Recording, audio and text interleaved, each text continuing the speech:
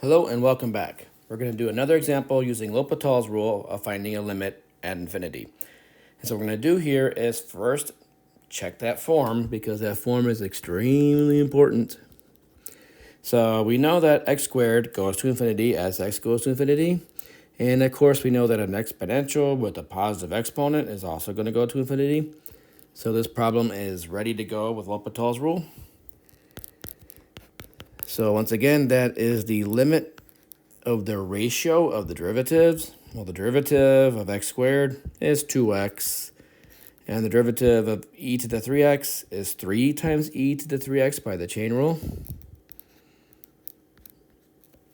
And you will notice that that limit is also of the form infinity over infinity, since you have a linear function over an exponential. So once again, we apply L'Hopital's rule. And the derivative of 2x is just a 2.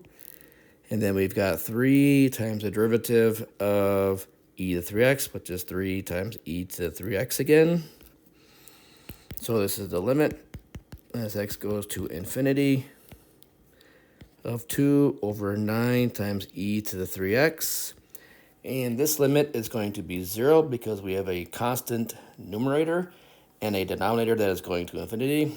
So this limit is 0, which means that our original limit is equal to 0 using L'Hopital's rule with 2 applications.